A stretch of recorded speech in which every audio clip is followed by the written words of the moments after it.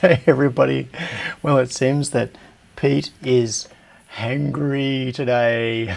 So we've got to be careful of Pete the food police. He wants food and he wants it now. You got to wait a couple of hours, Pete. It's not lunchtime yet. Well, good morning all you beautiful people. First though, I acknowledge the traditional owners of this land, the Whadjuk Noongar peoples. I pay my respects to their elders past and present, and to Aboriginal elders and peoples from other communities who may be taking part in this live stream today.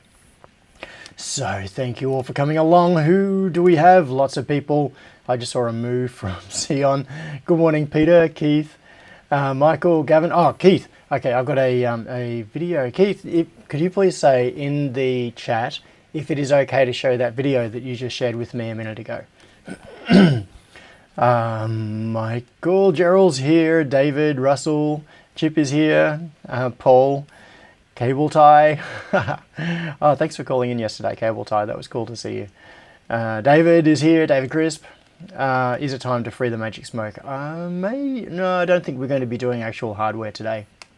Johnny, Justin C, apt why install food, says Michael. Delane, good morning. Okay, cool. Thanks, Keith. And David K, Paul Gray, Celtic Beast.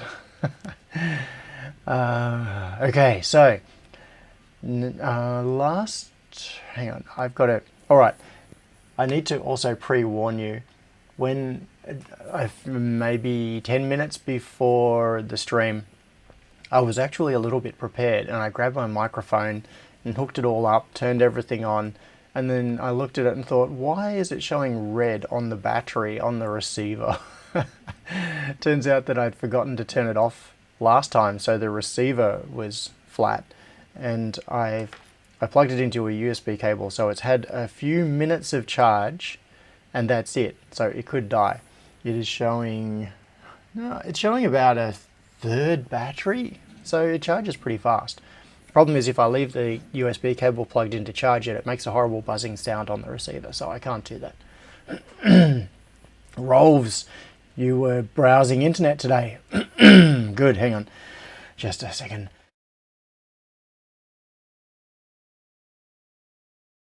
That's better. David Crisp said, food repository not found. Damn, that was for sudo apt install food. No hardware today. What type of electronics channel is this? Oh, Sion, I know. I am an eternal disappointment to myself and to others as well. That's just the way it is. So, before I get into other things, okay, a couple of random little things before we get into this. I got a very interesting question. David, hopefully it's okay to talk about this as well. So David asked a couple of weeks ago, sometime recently, I mentioned the Shore Flap cat flap, which has got an RFID reader built into it. And the idea is that if you have a cat with a microchip implanted in the back of its neck, the cat door will read that chip and let your cat in or out, and not the random neighbor's cat that's trying to get into your house. And there are a couple of different models of the Shore Flap available. They come, there's an ingress management version where it's got an RFID reader on the outside, and so it'll only let your cats in, and you can manually enable or disable exit. So you can say, for example, you turn the little knob and then cats can come inside but they can't get back out again. And the I think this is stretching my memory because this is years ago. I think there is also a version that has dual RFID readers, one on the inside, one on the outside, so that you can also have selective exit allowed for cats. So if you've got multiple cats and one's an indoor only cat, you can make sure the cat flap won't open for it, but it will open for another cat that has the correct ID. Okay, so I've talked about that a little bit, and I won't go into the whole thing with that and the injury that one of one of our cats got several years ago. But David sent me an email asking about about what I had done with the cat flap, and I thought, yeah, his email made me think that would actually be a kind of interesting thing to talk about. And what I can do, the thing is that right now, so I don't actually live at that house anymore. My wife and kids live there, but I don't live there. And I just saw Johnny's comment. Yes, Pete. Johnny says, Pete should shut up until he actually posts memes in his meme channel. Yes. So, and the only cat that's living there is indoor only, which means that cat flap is not even used. It hasn't been used for a couple of years. So perhaps what I could do is pull it out and bring it here, and we could have it on the bench and open it up and have a look. I think it'd be a really interesting thing to investigate, because it's actually kind of home automation related, unlike a lot of the stuff I talk about. And we could look at how the RFID reader works and what mechanism it uses for unlocking the door when it detects a valid code, and how they managed to make it run for so long on some batteries. I think from memory it just takes AA batteries or something. Oh, cool. David says, I actually disassembled mine the other day and took heaps of photos. Fantastic. So, oh, the circuit board looks crazy hard. That sounds like a challenge. Just a second. My throat is still not 100%.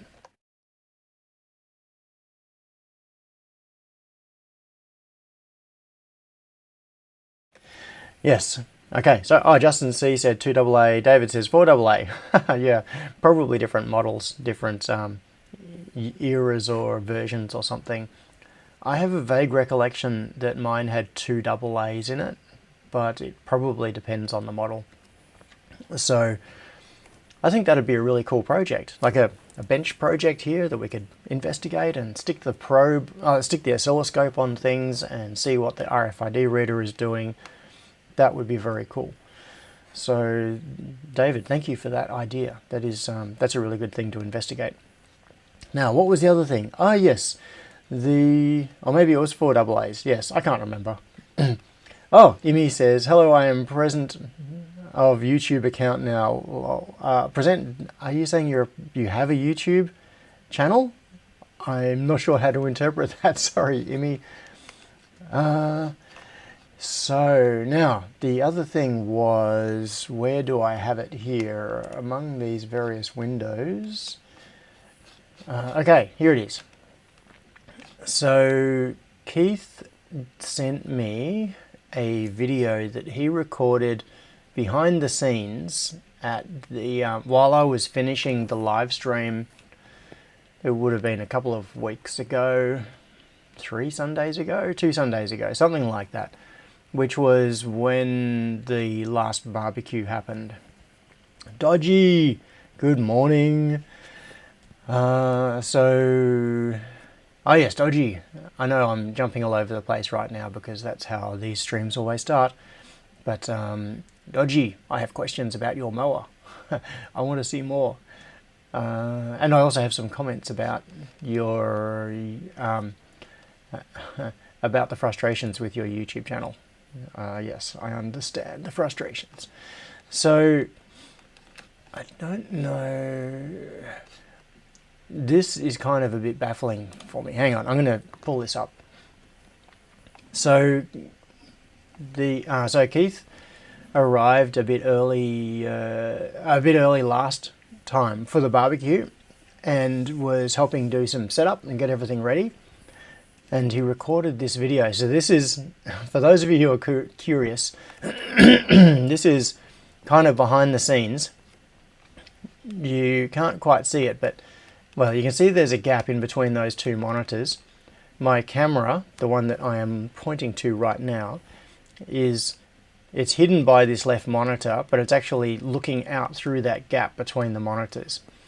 And you can see my main monitor at the bottom. I've got the 2 27-inch monitors above on either side of the camera. And this was me talking about pick and place feeders. So Keith recorded a bit behind the scenes while I was doing the live stream. So that's what it looks like when I'm sitting right here at the desk doing a live stream. David K says needs more monitors. Yeah. What I would really like is to replace these two 27-inch monitors with another 49-inch ultra wide. So I'd have two stacked ultra wides. But the downside of that is that there would not be a gap in the middle right here for the camera to stick through. What I would have to do is separate the monitors a bit with a gap so they sort of curve open with a gap in the middle, and try to fit the camera lens in the space directly between the two monitors. But that would be cool. Oh, Chip says we were there that day too. Yes, you were. So Outside the Box and Imogen Ann were both here that day as well. Justin C says, I love how the 27-inch looks small. Yeah, it's kind of weird. You see photos of my desk. Like if I share a photo of my desk, it looks like I've got these two teensy little monitors up there. And you don't really get the sense that, yeah, they just look small because they've got a, that's like a 42-inch TV up above them, and that's a 49-inch ultra wide below. So there's a lot of screen space. Stephen says the problem with the 49s is that they are so expensive. That is correct. They are very expensive per pixel. If you look at what it costs for two 27s, which is exactly the same total resolution compared to one 49-inch ultra wide, the ultra wide will be like 3 times the price of buying two 27s. But it gives you that totally seamless experience of a huge monitor, and you can put windows right across it with no gaps and everything. Yeah, oh, Dodgy, yes, you got it exactly right. So Dodgy says, yes, we looked at them, they were $1,000+. We picked two 32 inches from Aldi for $199 each. That's right, so for $400 you get two big monitors that possibly makes more sense. But yeah. So where am I? All right, we are going to do some fun with PCB stuff. Now, were there any other, I have a feeling that there were some other squirrels I needed to very briefly chase. What did I miss in the chat? Oh, that's right. Yes, that's right. So Dodgy, yeah, so Dodgy has been working on a both terrifying and inspiring project for a while, which is a homemade lawnmower, and it is a thing of beauty. And he's been doing videos about it. So if you want to check out his progress on that, I'm sure he would appreciate the views on the videos, because it's Johnny says Dodgy's project is terrifying. Yeah, it is. It's it kind of reminds me of a battle bot. Battle bots are one of those things that you look at on TV and you think, oh yeah, it's a thing that moves around. But if you actually see one of those things in real life, they are big, they're heavy, they're fast. There is no way you'd ever want to be anywhere near one when it is powered up and doing its thing. They are just, yeah. David Crisp says, we'll sort out the safety concerns before we take it to market. And Dodgy's mower project reminds me of that. It is very solid, a very solidly welded steel frame with really big wheels on it, and it looks like it's yeah, it looks like a really serious piece of engineering. Not dodgy at all. Johnny says, I think Dodgy's mower can kill any battle bot. Yep. What am I doing? Okay, in fact, So in a recent video, Dodgy made some comments that were along the lines of not feeling it's worthwhile making YouTube videos because he gets so few views on each one. I'm just going to find, oh look, I've just gone to YouTube to find Dodgy's channel. And I can see, oh, there's this, the Superhouse TV is currently live. Maybe I should watch that. Dodgy Brothers Engineering. I can't even remember if that's what your channel is called, Dodgy. Oh, there it is. I think that's it. Yes, that's the one I'm subscribed to anyway. Yeah, so this... this one is... where am I? Got to find the right button to press. Yeah, so you can see here, no longer worth the effort is the title on that. And so, my advice to you, Dodgy. Oh, thank you. Johnny just dropped a link in there as well. So I went through this as well early on. And I suppose you have to think about what is the reason for... Oh, look, you can see some of my subscriptions down here. What is the reason for making the videos? I'm trying to resist turning this into the whole subject of the stream today, because I could talk about this a lot from my own perspective, and of course I can only speak from my own perspective. And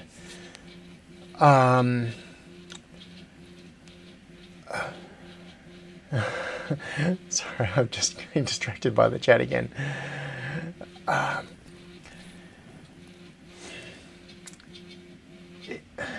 I'm not really the person to give advice about this, because I have stopped making proper edited videos of the type that you are doing, Dodgy, for some of the same reasons that you talked about.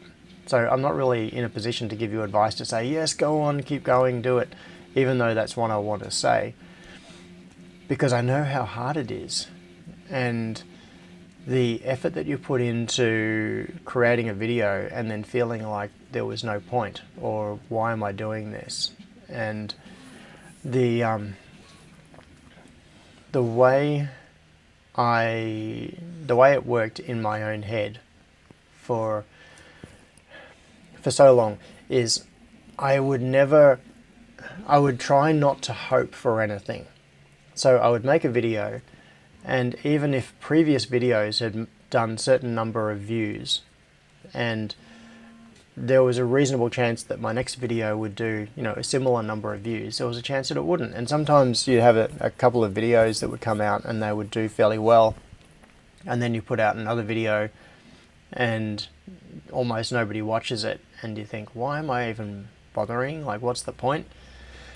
And I think you have to do it. If you're going to do it, you have to do it because you want the process of making the video and sharing it with your friends, rather than treating it like a business or a game where you're trying to maximize the numbers. I mean, for many people, of course, it is a business and the objective is to maximize the numbers. But for me, that's not been the case. And yeah, the amount that I make out of it from YouTube ads and things like that just doesn't make it worthwhile. There is no way it is worthwhile. Unless you're up in the millions of views per month sort of region, there is no way that it is economically viable to spend your time making YouTube videos compared to just doing your work and being paid for it or whatever else. Johnny says, my first video got 7 million views, kind of pointless trying to top that. That's amazing. Yeah. Oh, Amy said, this is how I feel about the small business I started. That's a very good point. This is not a phenomenon that is limited to YouTube. Sorry, so the rest of her comment. I would take all of my handmade costume pieces to all sorts of markets, and most often I would not even make enough to cover the store cost. Yeah.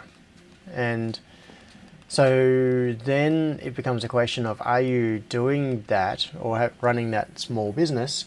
I'm just checking the battery. And also, if my audio cuts out, someone please... sorry, I'm just going to plug in my backup microphone so it can be charging at least, so that I'll have at least one microphone that I can switch to. So if I suddenly go silent, I will pull out the microphone that is in there now and switch to a backup microphone. So yeah, it all comes down to, are you doing it because it's a business, or are you doing it because you are recording something to share your fun times and your creations with your friends?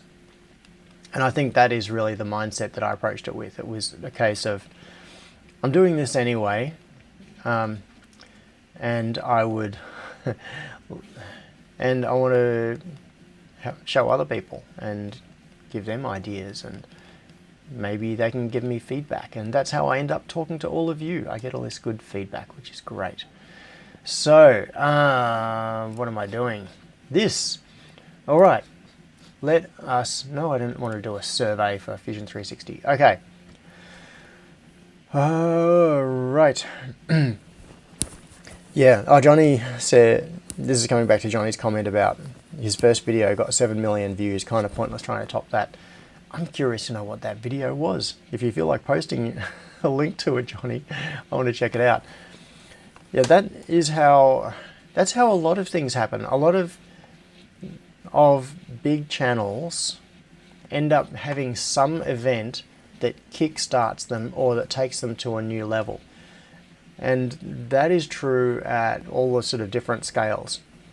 I had a couple of videos that really did that, and it was a video on the Volterra PCB printer. Okay, cool. I did a very quick off-the-cuff video many years ago, which was called something like controlling an RX-8 from an iPod Touch. And this was when my RX-8 was modified. I had a mini PC in the boot, and I could remote start it and unlock it and unlock it and all of those sorts of things, and get telemetry coming off the engine management system. And I borrowed my friend Andy's iPod Touch, connected that to Wi-Fi on my house, and then the car was connected.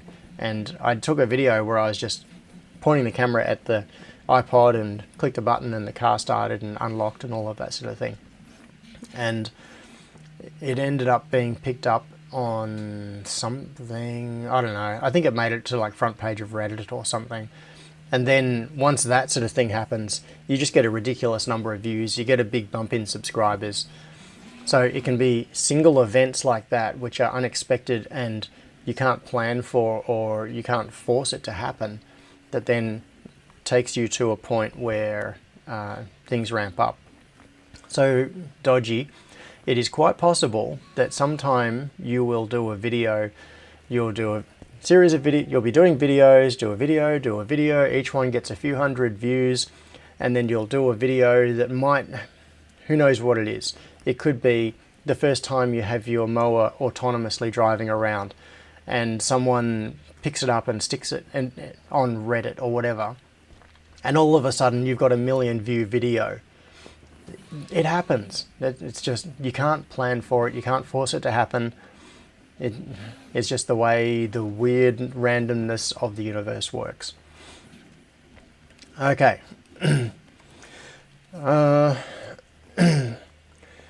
Ooh, cool. Michael says, the stuff you can do with CAN bus in a car is mind-boggling. Used to do telemetry in Linfox trucks and Army Unimogs. Nice. Yeah. Okay. Oh, Johnny has posted a link to his video too. Nice. Past 7.7 million views. That's great. So now, back to this. Okay, so open Kayo. What am I looking at here? Now I've got to get myself back into this mindset. Open manage libraries to download and use these libraries. For some reason, Fusion thinks, each time I open this project, it thinks that there are libraries that need to be updated or downloaded or something. But if I go into update available, nothing. Everything is updated. Maybe it is that there is a library that isn't downloaded, but then how do I... Oh, used in current design. Okay. Is this going to show me anything? Well, that shows that they are all in use and all downloaded. So what is it complaining about? I don't know. Weird thing going on in its library manager. Alright, so where am I? I'm going to come back to... I've got to manually select this profile, which is very annoying. So where we left things was... let's see, where are sheets? Yeah. Where we left things was with the schematic, I think in reasonable shape, if I remember correctly.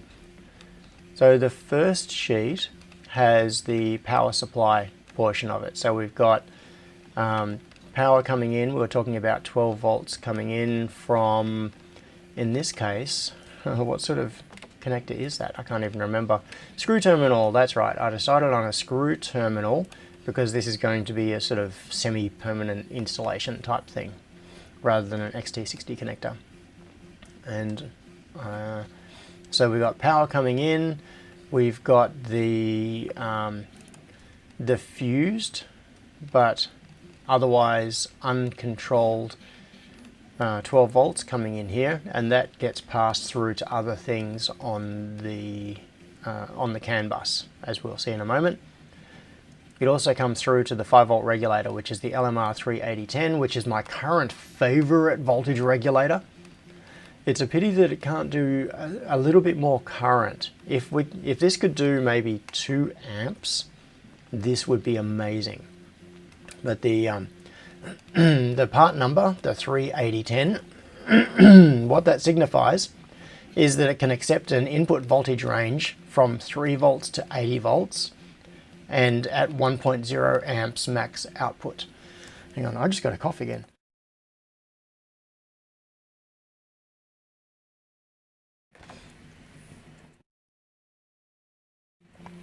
Okay, and I'm just moving the microphone receiver to a spot where I can see the screen more easily so that it'll become more obvious to me. If it suddenly turns off, hopefully I will notice. The note about R13 is doing my head in, says Mike. Where is this? R13. 64K9 sets frequency to 400 kilohertz. Is that because R13 is actually R15? Alright, let's fix that. R13, we'll make that R15. There, Mike, now, are you feeling a little bit happier? Oh, I've got to stop doing that. I'm in the habit of just hitting Command S all the time to save. Alright. Now, thank you. Yes, good. Yeah, Mitchell says the LMR can do 1 amp apparently, so quite a lot of power for internal stuffs. Yes, exactly. So for power on a board where you're powering like a microcontroller and some basic peripherals and things, this is perfect. So that's why this is my current favorite switch mode regulator. And it comes in a SOIC 8 package with a power pad under it, a thermal pad. So it's very easy to work with. At 400 kilohertz, it needs a reasonably small inductor. The inductor has a smaller footprint than the SOIC 8, significantly smaller actually, as you'll see on the PCB. So you can use a 33 microhenry inductor. I think this particular part, the VLS 5045, I think is rated to 1.5 amps or so. It's basically an inductor that is perfectly sized with a little bit of headroom to work with this. So what you get out of this combination of things the LMR 38010 and this inductor and the supporting parts is a quite efficient switch mode regulator with a very wide input voltage range. So we can stuff up to 80 angry volts onto the input side of this and get 5 volts out at pretty decent efficiency. So I like it. Then that goes into the 3.3 volt regulator, which is the classic linear reg, the AP2112K, which can only do up to 600 milliamps, and that is supplying the 3.3 volt rail. So we don't actually need the whole 1 amp capacity on this, except that we have a 5 volt thing that comes off for other purposes. Now this is where it's a slight limitation.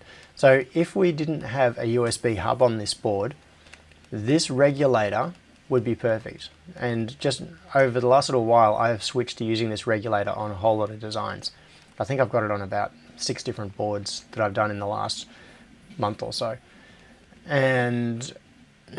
But this is the thing. This 5 volt that comes out of here is also the 5 volts that goes to all of our downstream USB devices, which means if we have a camera plugged in here, the camera can pull a few hundred milliamps, and we might have an Arduino plugged in here for the feeder controller. Now that'll have its own external power because it's got to run motors in the feeders and all sorts of other things. Now, I just need to check something out.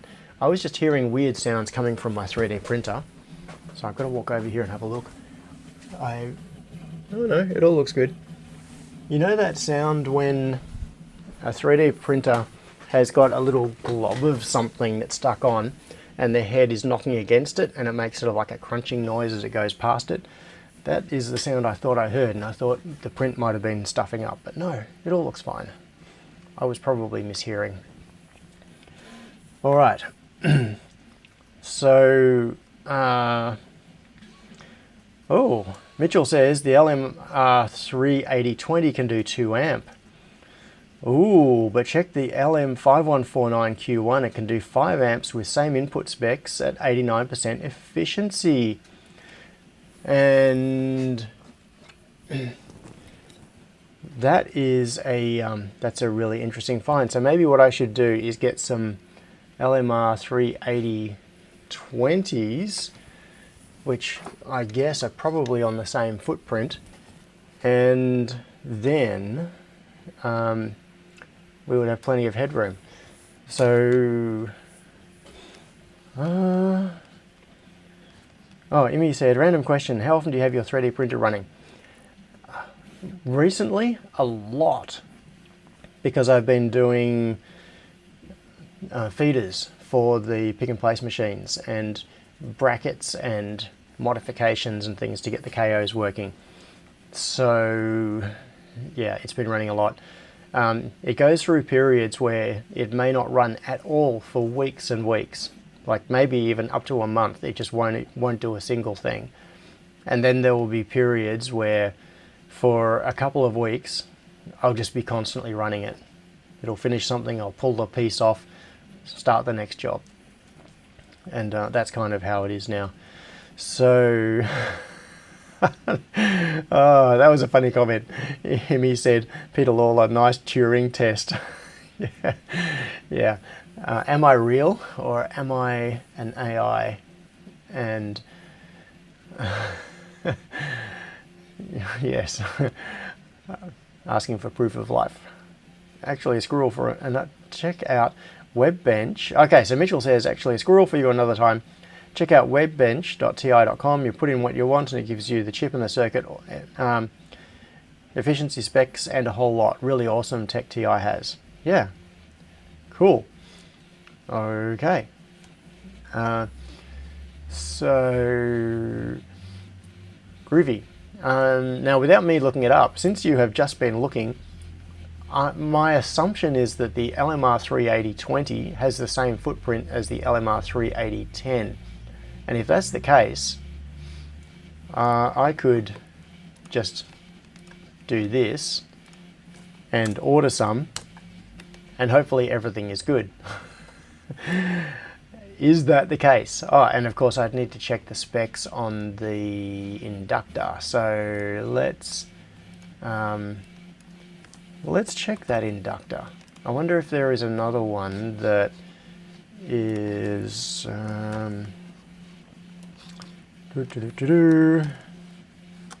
data sheet, inductors. Here we go. 330 data sheet. What's it rated to? 1.3 amps. So it's not quite up there. What I'd probably want to do. Yes, the footprint is the same. Thank you, Mark's Lab, for confirming that. Mark's Lab, I don't think I've seen that name in the chat before. Welcome. So, okay. So we can go for an LMR 38020 on here. I just need to order some. I've got some 38010s loaded in the pick and place machine, but I can always do another feeder. Or just put them on by hand. So the, yeah, I'm going to need to check on an inductor rated up a bit higher than that, because this one is only rated, in fact, let's do, hang on, before doing that, I'm just going to open a couple of things. So I've got some references here in just a moment, because we are about to get to some PCB routing once I stop blathering about the schematic.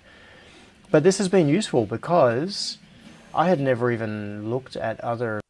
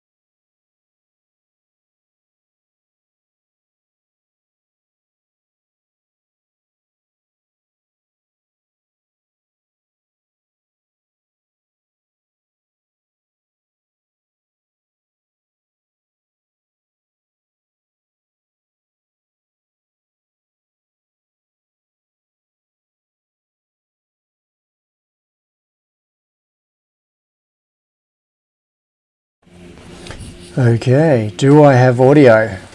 Do I have audio? It looks like I do according to the video meter, but very high. Okay. I'm going to turn that off. Yes. No, we can't hear you. Hey, the audio is still broken? Can't hear anything. Okay. Okay.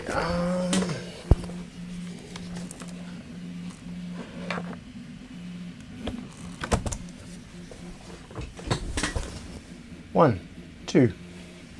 I can see an audio level. Ah, Sion, thank you for letting me in on it. Yeah, I can see the VU meter jumping up and down. All right, I'm going to turn that off. I'm going to plug that into charge. Okay, back. Now. Oh. All right. Oh, that was not good. We're real professionals here. All right, so what I was in the process of saying, I think, is if I have to replace this inductor with one that is a bit physically bigger, it's not going to be a problem because of the way the board layout works. I've laid out a few boards now with this voltage regulator, and there's a bit of space around the inductor. There's room to breathe, there's room for it to grow, so that'll be fine. Not a problem. All right, so if I can find an inductor, like a 33 microhenry inductor with the same sort of resonance and a higher, basically all the same specs, but a higher current rating, like a 2+ amp inductor, I will go for that. Okay, so then we have our USB hub.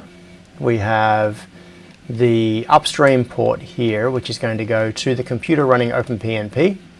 We have the TUSB hub, which is just a USB 2.0 adapter, and then we have some downstream ports. So the first port is our internal port that goes to our microcontroller, and we've got a couple of auxiliary ports. Oh, and during the week, where are they? Right here.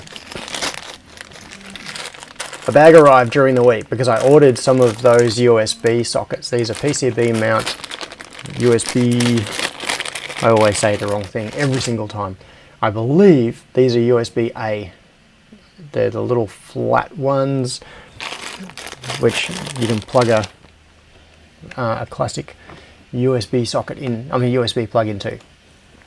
Okay, if I put LMR 38010 into element 14, I get nothing. Am I doing it wrong? David asked. That's a good question. I think I got mine from DigiKey. They are a fairly new part. So,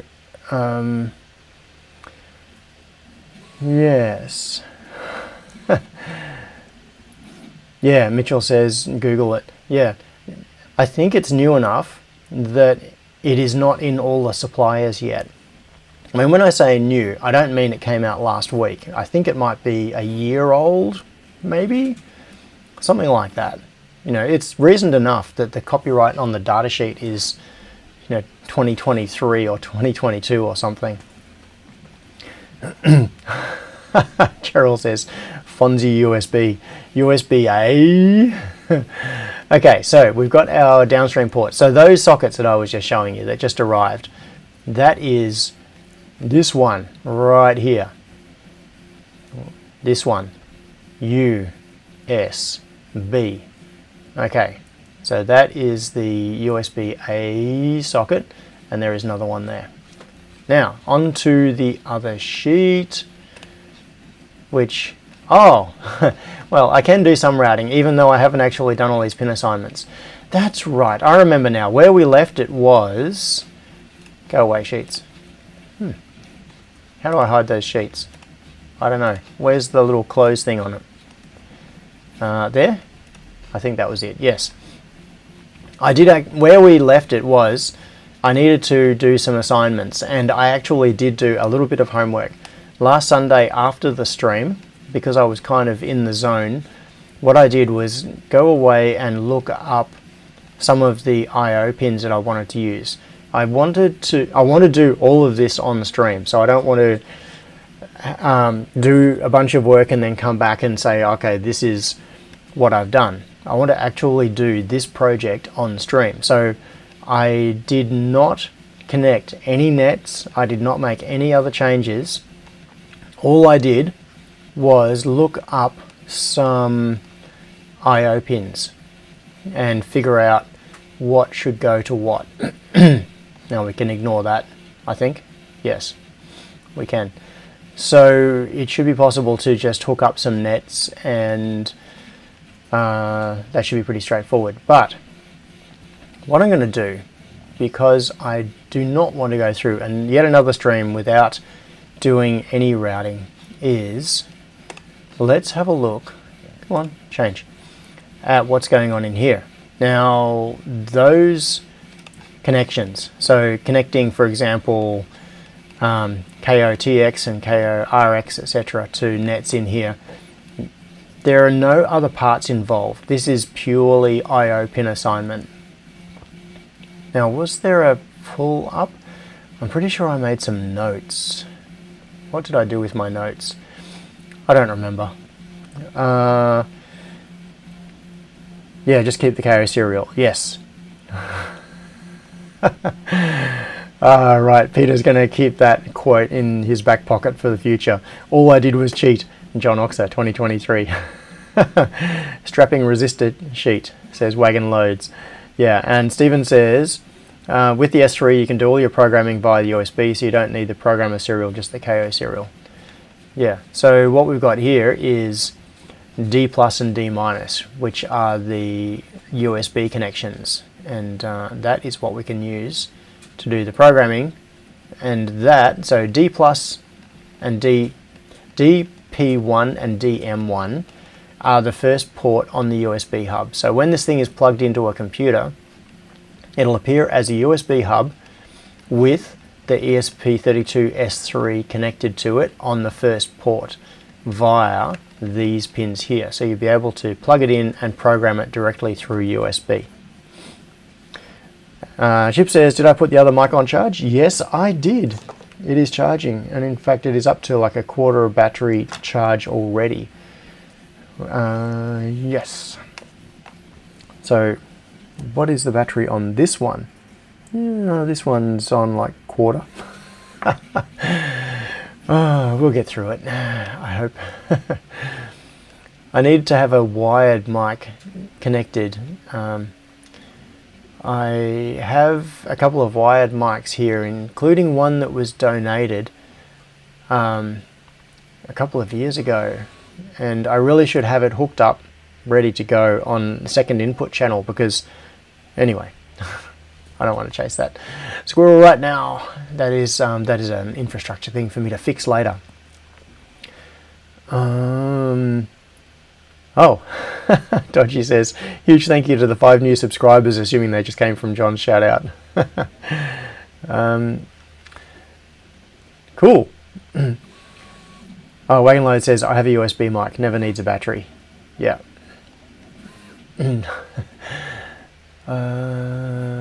Yes, so where am I looking? That's right, I was looking at this. So we've got some nets here.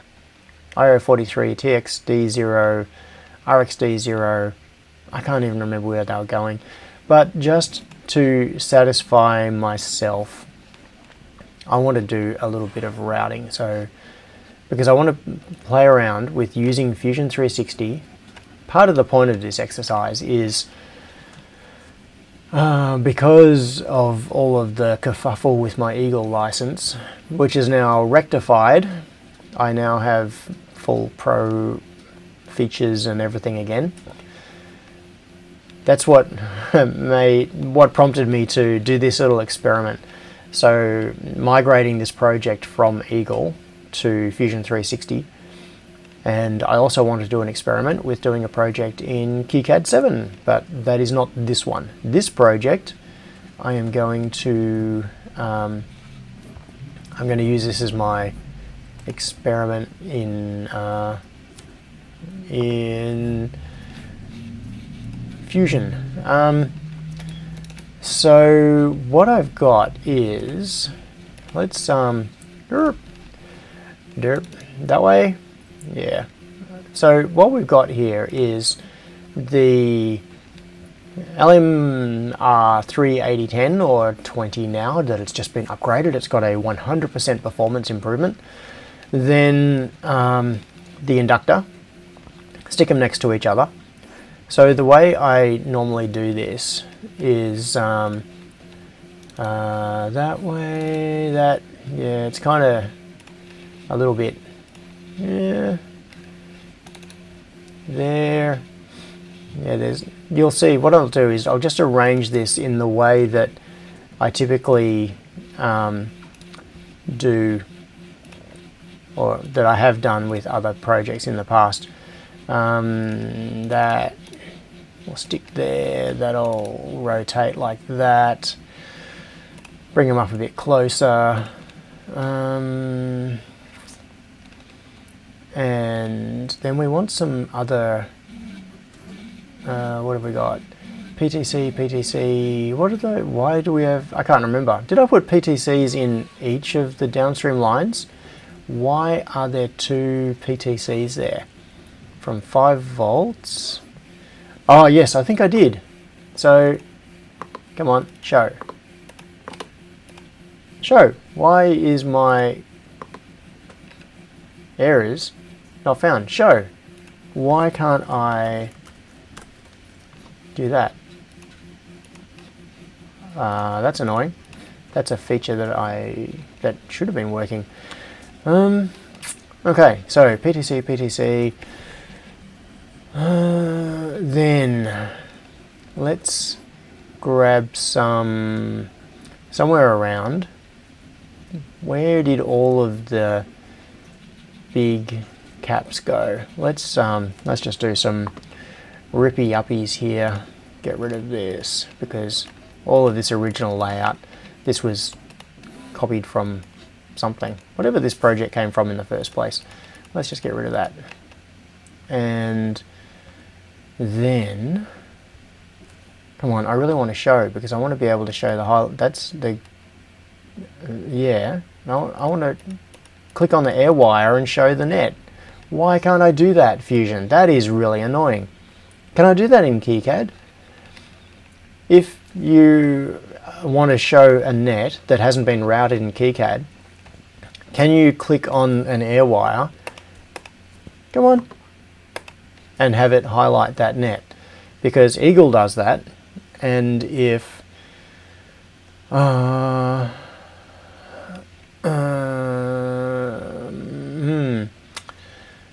if I can't do that in Fusion, I think almost that alone would be a killer. Can you click on the pad and have the net highlighted, says Stephen. Yeah, what I'm trying to do is highlight, no. View. Show. That is the tool that I want. See, I've selected the show tool and I can't if I click on an object like on a via or on the origin of a part, so that shows the part, but it I can't click on an air wire. That's really annoying. So I assume that I can do this, show V in plus. Oops. Yeah, that works. I can type the show command in, but I want a tool where I can just click on stuff and highlight the net. If I can't do that, that would well and truly suck. Alright. Let's get back to business. So I want, what's this one on? What nets is this on? 5 volt, yeah, let's take that one. Stick that one, yeah, about there somewhere. That will do. No, bring it down. Because I need to stick a via in about here somewhere. And I want a 100 nanofarad cap. Where's a... Yeah, this is not very well grouped. These parts are all over the place because they all just got dumped on. So somewhere there should be, if I go back to the schematic, this would be the sensible way to do it. I'm jumping around all over the place. So the sensible way to do it is to actually get the parts that I want. So, oh no, I don't have 100 nanofarad on the input side. That's interesting. I usually do on this particular circuit. So, I could stick one in. I don't know if I need one. I probably don't. 10 microfarad. Yeah, let's do it. Come on, move, move. Why can't the move tool select you? All right. I am slowly becoming less enamored of using Fusion 360 in this way. All right, let's,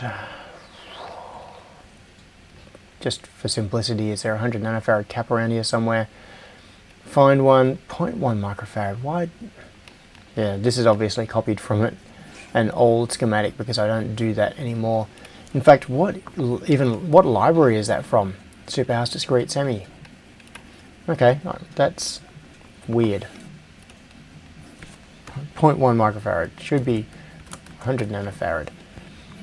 All right, I'm going to take that, stick that in there. Yeah. Oh, okay. Yeah, this is a change in behavior that is biting me. So where is the command to tell it not to maintain the angle? Oh, it's over here. There we go. That's what I'm looking for. So I don't know where things are in Fusion 360, so I'm going to stick a net from there to there, net from there to there, and the lazy way to do it is that. Okay, now, because the designators are large, that's ugly, needs some cleanup, but now at least we'll have a, there it is, now we'll have a 100 nanofarad cap. Oh. And that can go there, move that one down there. Okay, so how are we doing? What am I going to route this with? Do I want to maintain angle? What are the options here? Let's just give it some largish thing. So I'm going to go from here, I'll drop down to bottom layer, and where there, yeah, that'll do, and then come up to the top layer. But I'm going to use, this is just a feedback. Let's change those bias to be 0.5s. So I'm kind of just rambling, but what am I doing? What am I doing? That's going to be ground, that's ground, so I don't care about routing that. That's ground, don't care about that. These two together, that is going to be there. All right, let's, and this is just like a, yeah, that doesn't need to carry a whole lot of current. But what I want to do now is put in some fairly large tracks, like 0.8, maybe. Let's see, that'll do. Boink. And take that to there, and from there to there. Yeah, that'll do. All right, and then I'm going to do something a bit odd here. I'm going to do that and then take this down to the joint in the middle, just so that we don't end up with any thermal relief on there. I just want large tracks. So then let's stick some thermal vias through here. What is the, where's the tool? Place, hole, can I just insert a via somewhere? Route. Via? Yes, okay. Oh, it's not allowing me to put it in there, but if I do this and then set the name on that via to be on the ground net, it'll no longer be an overlap, and then I should be able to, come on, copy that, stick it in there, there, there. Let's move that one, stick it in there. Okay, so we've got 4 thermal stitching vias there. And it looks like we have a whole lot of unrouted stuff, but that's basically just ground connections. So that, oh, and I also want, where's my route tool? There. I also want that. All right, so this is, whoop, I'm just gonna leave that hanging off there, that'll do for now. So this is V in. This is where power comes in. And let's move that down a bit, make a bit of, bring it in a bit closer. I could bring this in closer. Yeah, it ends up getting pretty close to the pads. It doesn't have to be that close. All right. Right, now, what are people saying? I'm being rickrolled. All right, so the question is, yeah, so this is coming back to the question about KiCad, because I really do seriously want to try KiCad for a real project, like a recent version of KiCad. So this is the question about highlighting nets. So David says, in KiCad you can select one of the destination binding points of the unplaced net and right-click Net Inspection Tools, Highlight Net. Okay, cool. Thanks, David. So I'm sure it won't work that way in here, but if, for example, I wanted to do this, I could right-click on there. Yeah, it's the way Fusion works is very different with its tool selection, so I can't do that.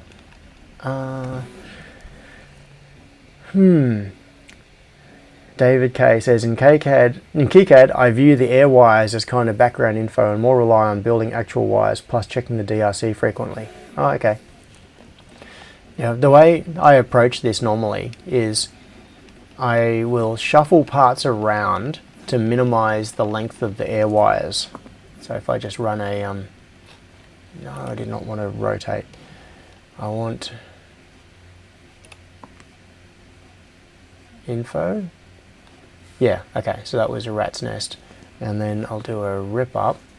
So what I do is move parts around and use the air wires as a visual indication of whether they are in proximity or not. So at the moment over here you can see there's a big mess of air wires, and you can look at this and say, for example, well, that air wire there indicates that this needs to be in the proximity of this pin, and that air wire indicates that this should be in the proximity of that pin. So what I would do in this case is I would grab these things and start sort of moving them around. Which one is that? Okay, so I'll stick it there, and that one, stick it there, and that one, oh, that one needs to be in the proximity of that pin, and you can see that these air wires do not overlap, which means the routes are going to be able to pass directly. So, and that one, so if, for example, I had it here, say I did this, the air wires indicate to me that I'm going to have a routing problem here, because this pad needs to go to there and that pad needs to go to there. So then I can just go, I'll stick that one over there and that one over there and that one there. And with a couple of minutes of shuffling around, the idea is to minimize overlaps and distance on the air wires so that you end up with the parts in a reasonably sensible, what is that links to? Oh, that's all the power stuff. Yeah, you end up with a moderately sensible starting point as a layout. Now, this is an indication of a problem, an inconsistency that I would then start fixing up as well. You can see there are 3 22 picofarad caps and one 15k resistor. So that is probably not how I'd end up arranging that, but that's the general idea. is start shuffling based on minimizing air wire distances. So where does that one go? Where does that one go? Somewhere like that. So I'm not even paying attention to what the circuit is at this point. I'm just there, just shuffling to make the air wires make sense. And that one has something to do with that. Now a lot of the time in most circuits, a lot of ends, like you can see that these are all connected to ground. So there's an air wire there. So there are a lot of air wires in this area that will actually just be ground connections and will go onto the ground pour, so you don't actually care about them. So I normally do this exercise on top of a PCB area, and then I frequently do a rat's nest, which eliminates all of the automatically connected air wires. Yep. Oh, David says there's also right-click, select all tracks in net. Select all tracks to the name net the air wire is for. Nice. Yeah, well that's basically what you can do in Eagle just by clicking on it. It highlights, and it highlights in the schematic simultaneously. So you can click on a net in the schematic and it highlights on the PCB and vice versa. But it's just different approaches to doing things, and it's good to know, because when I get to doing this in, this is the thing, is that switching tools, it's very easy to become frustrated when you're trying a new tool and it doesn't work the way you expect it to. So I try to approach it with the mindset of it's not right or wrong, it's just different. And if something doesn't work the way I expect it to, it could be because of my preconceptions with using a different tool. And so I just need to figure out how it's done in the new tool. Now, what was I doing? Okay, let's... Alright, let's just make this a little bit more sensible. I'm going to stick all this stuff up over here, and that, yeah, there is a whole lot of legacy routing here that just doesn't matter. I am going to get rid of, hang on, why isn't my rip up tool working? Yeah, rip up. Yeah. Yeah, there are some little frustrations happening here with not being able to select things. Okay. So, can termination, yeah, I don't care. Let's just give ourselves a big chunk of PCB to work with. Move group, drag that out there, and grab that and move that in here. So what I'm going to do now is just mess around with the power supply part of the circuit. So if I run a rat's nest and then rip it up, come on, rip up, then you can see that that's kind of it. There are no air wires left. So that little functional block is kind of complete. Now there's going to be a big electrolytic capacitor and other things nearby to this as well. But this little functional block is kind of reasonably complete, and it's just chucked a whole lot of air wires back in place because I moved something, so I'll rat's nest it and rip it up. But what we can see here is we have V in coming in on this side, and we have 5 volts, the output, here on this top side, the high side of the inductor. So this little block is our functional 5 volt voltage regulator block. Now somewhere around, where is it? That will be our, why isn't it showing the value? This will be the, oh, that's not what I expected at all. That is a 48 megahertz oscillator. I thought that was the 3.3 volt regulator. Where is the 3. Oh, there it is. 3.3 volt regulator is over here. Okay, with a whole bunch of thermal grounds and other odds and ends with it. So let's, oh come on, what? Rip up object, incomplete connection signal. Rip up object, all incomplete connection signal. I don't want to rip up signal. Well, this is interesting that it's got all these options, but if I select rip up all and then click on that, what happens? Nothing. If I select click up, rip up object, all must be like undoing rat's nest. I've been totally ignoring the chat. I've just been talking to myself. What is going on? David K says the concept of net doesn't exist in the schematic tool though. That's interesting. Isn't the schematic nothing but nets? Wagon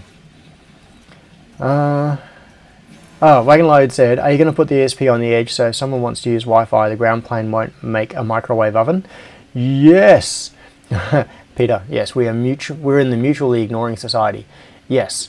Over here, you can see there's a little cutout on the ground plane there. The fiberglass for the PCB is still underneath it, and I could cut that back as well. So if I run a rat's nest, you can see that the ground plane is pulled back from that point, and you can see some thermal stitching there. So what's actually going to happen, I'll rip that up again, is let's grab the Vroom S3. It's going to sit about there. In fact, right there. We'll probably, the board's not going to be this big, but that is ultimately what's going to happen is this cutout may end up being in a different place. So part of it is that this was a PCB that I copied over from something else. And the previous PCB had a traditional Vroom 32E on it, which is like the classic ESP32 based thing. And I just replaced it with the S3 module. So that pulls the plane back away, but it may not end up being on this edge of the PCB. So it's kind of premature for me to stick it there, but anyway, it's as good a place as any for it to live for now. So what I need to do, alright, what I need to do is create a few blocks. So the first block that we've created is this one. This is the 5-volt regulator block.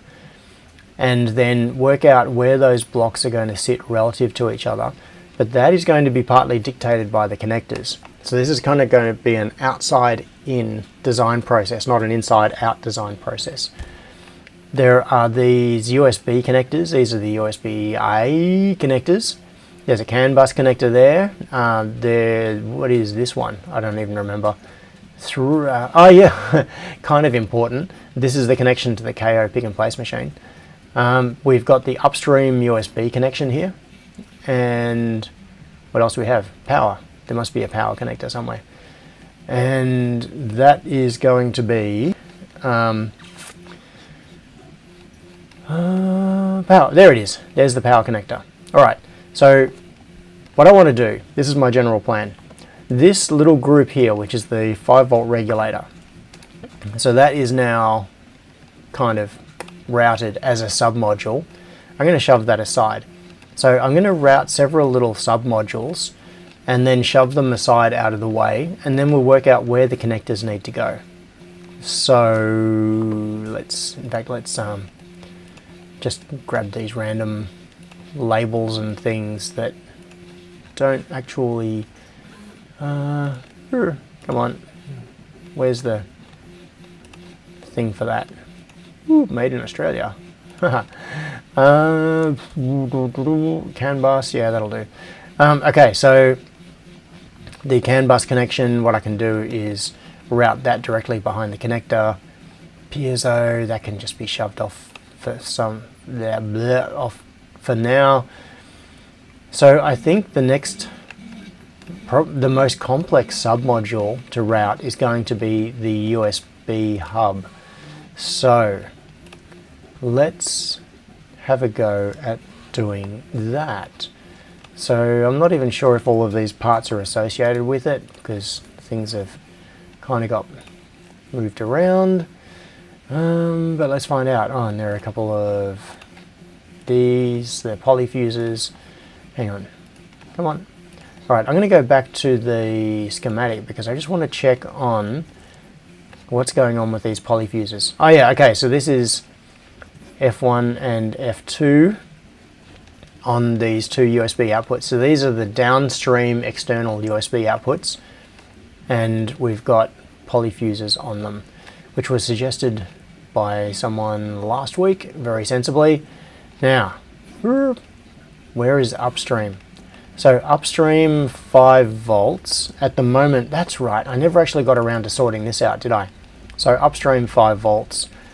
That should probably go through a polyfuse as well to protect the upstream device. So what I could do is I'll copy one of these polyfuses. Yeah, that one. That will do. And I'm just going to plonk it there for now. Move that. Come on. Move. Oh, come on. Move. There. 5 volts. Yeah, get rid of that. And stick a polyfuse in there. Put a net into that, and from there to there, and move this here so that it aligns with the other power rail above it. Now that I'm kind of inclined to do this a little bit differently. I don't know, this is not really a in fact I'm going to, just to be different. Well, not just to be different, there is actually a reason for this. What I'm going to do is take this here, add a net, and I'm going to stick a label on it, make it 0.05 and flag style, and stick it on here. Come on. Why is that not... Oh, it's because I closed that dialog. That's something I've got to get used to. Don't close the dialog because then the tool stops working. There we go. So I'm going to... Is this going to take it off that net? Yes, it is. Okay. So what I'm going to have to do is explicitly name that net. I'm experimenting with this. I don't know if this is a good idea or not. What I'm trying to do is just show that this is a 5 volt source. So 5 volts comes in from here, goes through the fuse, and then because it is going from left to right, it's like power is coming in from here into the 5 volt rail. So the way I kind of mentally think of it is with a supply symbol like this, this is like a power source. We're getting power coming from the 3.3 volt rail through here, coming in onto the VDD pin on that particular thing, which is that 48 megahertz oscillator. So power going out of here, this could be just a 5 volt supply symbol, but it's not a supply in that it is not being supplied to this, it is being consumed from this. So anyway, it's just an indication of the fact that the current flow is out in the right hand direction. Oh, Wagonload asked, Stephen says PnP reverse voltage protection on the USB input side so you don't feed back into the computer. Yes, good idea. That's right. That was mentioned. That was mentioned last time as well. That is true. Okay, I will get to that. Let's get back to routing other stuff. So wagon loads. Can you highlight the parts in the diagram and see those highlighted parts in the circuit board layout? In Fusion and Eagle you can, yes. And I don't know about KiCad. That's a question. So if I pop out, will it let me pop it out? Yeah. Okay, so if I pop out the PCB window, and this is going to be very awkward on this screen, but I'll see how I go with it. Alright, so now we've got part of the schematic visible, and let's pick, well, it doesn't even really matter. Let's pick something that's really obvious, the 5-volt rail. So, oops, let's go to, let's go up here. Alright, so that we've got the voltage regulator part of the circuit visible there. Now if I go back to the schematic and I use the view tool and I click on ground, you can see that it's highlighted the, I moved off it. You can see that it's highlighted the ground pads on the PCB layout. And now if I, oh, that's weird, I'm dragging, and I should be dragging the schematic and it's dragging the PCB instead. The focus was in the wrong window. Alright, let's try, no, it's still doing it. I can't actually drag in the schematic window while the PCB is visible. Alright, so back to the show tool, and if I select the 5-volt rail in the schematic, you can see that it's highlighted 5 volts in the PCB view, and I can do the opposite. So if I come into here and I use the show tool and I click on the 5-volt rail, it's a bit hard to tell, but it's highlighted in the schematic. And if I click on V in, well, you can't see a V in there, but if I click on, what else? Oh well, that'll do. You can see. This is not the same part of the schematic. The schematic is not the same part of the circuit. So we've got the 5-volt rail in common, and that's about it. But if I highlight something in on the PCB, it also highlights on the schematic. And I find that incredibly useful, because normally I'm not doing this on this single little monitor like this. I normally have this on the 49-inch monitor, and I'll have the PCB and the schematic open side by side, each one the equivalent of a full monitor worth, and I can select a net in one and have it highlight in the other. So let's redock that window, badoink, and re-maximize that window. Well, not really maximize, but you know what I mean. Difference in terminology between Mac and everything else. Now, what do I want to do? That's right. What was I doing? I was messing around with this. So, okay, let's do a little bit of moving and dragging stuff around.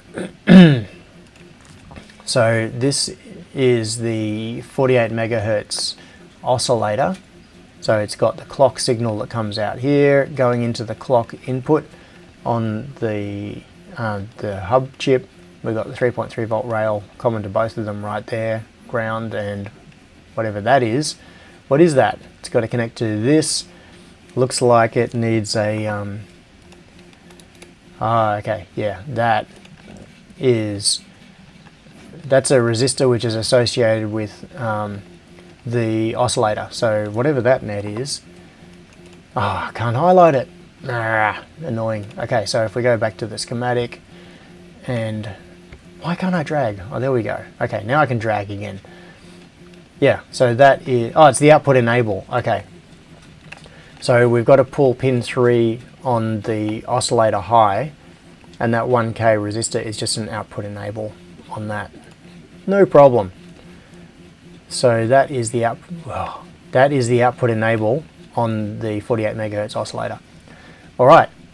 Now what do we have? So we should have, so we've got 4 ports on this USB hub, and what we should have is like a little block of components that'll be the same on each one, because if we go back to the schematic, you can see here, oh come on, let me drag. Why can't I drag the canvas? There it goes again.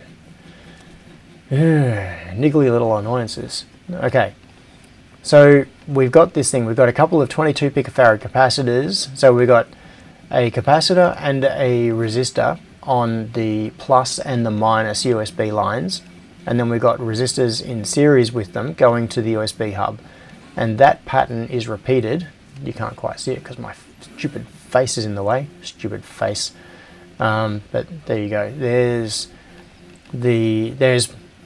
port 3, and then port 2, and port 1 has some of the same parts, but it's missing some because we're not going to an external connection. It's just an internal device that's part of ourselves. So what that means is that the routing around this should be reasonably repetitive. And you can see here, for example, we've got these 22 picofarad capacitors, and if we find more of them, there are a couple more 22Ps. So let's shove those more over here. Oops, over into the proximity of where it should be. There's a 22P. What is that connected to? I don't know. Any more 22Ps? Why is that one there? Oh, this is where I want to highlight this, because I want to be able to just click on this. This is actually a really frustrating thing. This is a major limitation of Fusion electronics compared to Eagle. I can't click that unrouted net, that air wire, and have it highlight all of the associated pads. DP0. So by saying show DP0, but why should I have to type that when I should be able to just click on it and have it highlight everything, and then I can see, and then because I've moved it's all disappeared. But let's do that again. Alright, so I've got that pad, and it's coming down here, so that pad and that pad. Okay, so what I can do is grab that and that. They should all be associated.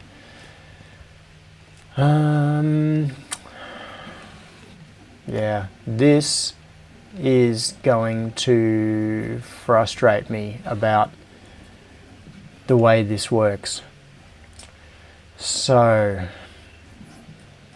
yeah, I am definitely going to look at KiCad.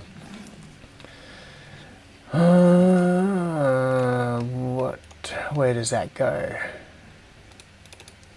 Why do we have... Oh, I know why. It's because that goes there. That goes there. Alright. Now, what we need is... We actually have a couple of things in parallel. We've got a 15K. If we think back to what the schematic was doing... In fact, I could make this clearer in the schematic. Let's do this. I'm going to leapfrog a couple of things. I'm going to leapfrog that to that, and do that, and come on, that. Oh, but then that trace has to cross. So let's. I don't know how it's going to handle that. We can fix that easily enough, though. That's better. All right. So what we can see now, what this makes more clear, is that we have a capacitor and a resistor in parallel, and then another capacitor and resistor in parallel. I'm just going to move this one across so that we've got room for all the designators, make it neater. Bring that across. Okay. And I don't like the fact that they are sideways. Come on. I need to change the grid and put these designators in places that that make the whole thing a lot neater. Yeah, it's getting there. Anyway, it's not great, but it's getting there. I think I'm going to play around with neatening up this schematic at some point. Just fiddling with it until it looks the way I want it to look. Maybe there. Alright, but anyway, the point of all of this is that what this is making clearer is that we have a cap and a resistor in parallel, a cap and a resistor in parallel. And they're coming off the plus and minus lines, and they all go to ground, which makes routing reasonably easy. And then we have a resistor that comes off to the connector. So, yeah, now we've got an inconsistency here.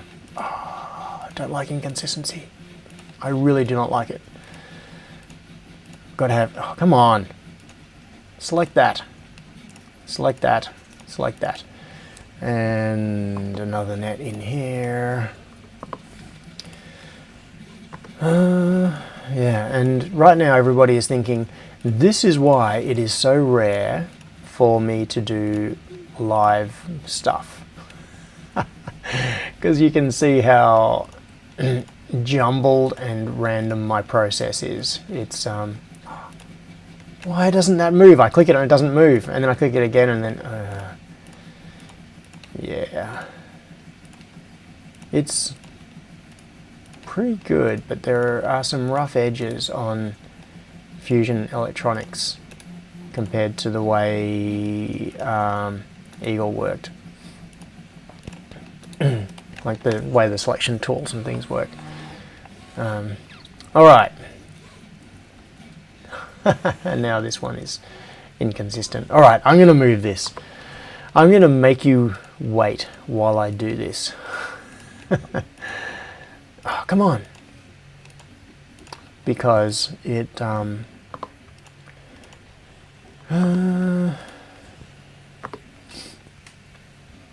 because it annoys me. Oh, that's going to be close to there. I don't like that. Hang on. Vertical alignment on all of those. This is where I need the large crosshair. Come on, select it. Come on, select it. This is where I need the large crosshair cursors. Cursor.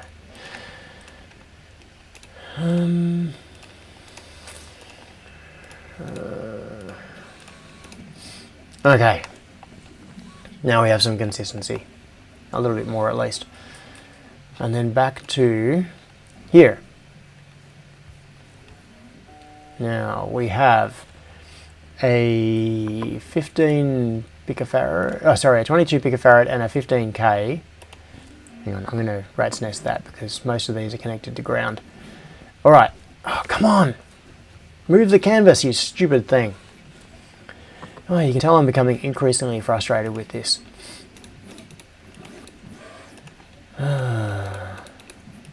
Let's put all the ground on one side. Which side will we go for? Let's go for the right. Just because current should flow left to right. Convention 8.1032 millimeters. Can't have that. Alright, now 15k resistors. Where does this one want to live? It wants to live right about there. And that 15k wants to live right about there. This is where I want to highlight this net. I mean, I can see here that this is the 15k that I care about, but I want to be able to highlight that net and have it show it to me so that it is unambiguous. 15k, and now I should have some 30 ohm resistors. Where does that one go? Don't know. 30s, that one. Okay, so that is a 30, that is a 30. So we're ending up with neat little component arrays here. 30, that one? No, that's associated with this port up here. Okay, we will get to that. So what signals are we routing here?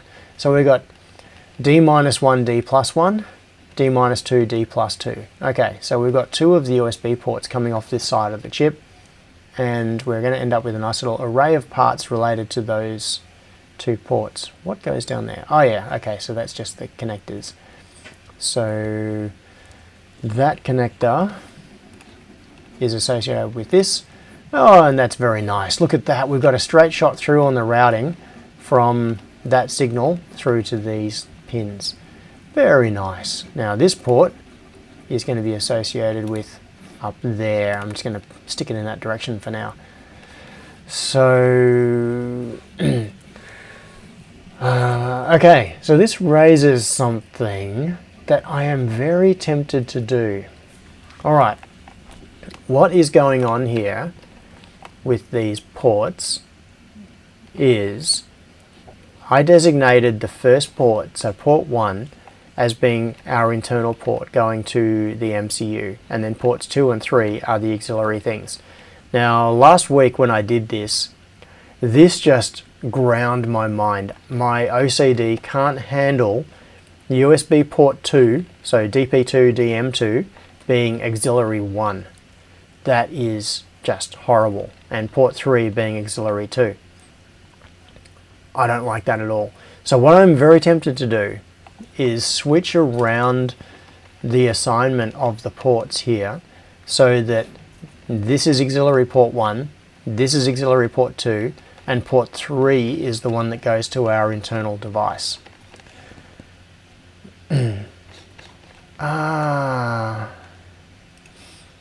Yeah. Look, I don't know if you can hear me at all. Looks like NBN bit me again. So I'm getting a warning that the bit rate is lower than the recommended bit rate. And I'm not seeing any video coming through. Alright. So I'm just going to keep going. Keep going. But maybe you won't. Alright, so this is my idea. I want to reassociate. Yeah, I want to reallocate this. It didn't like you yelling at the software yet.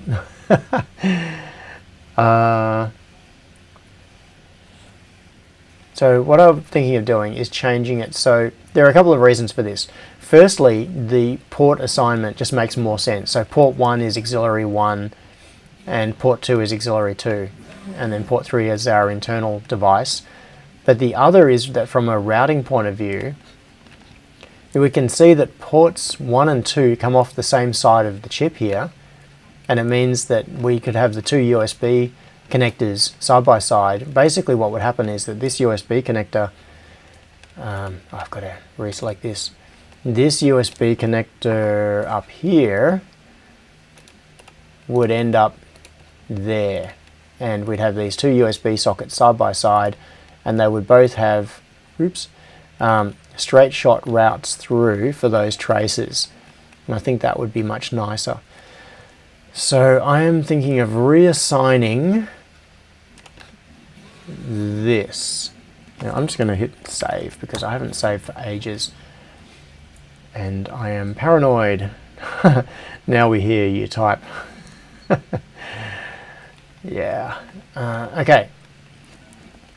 This might be just about the last thing I do because it's getting on with time.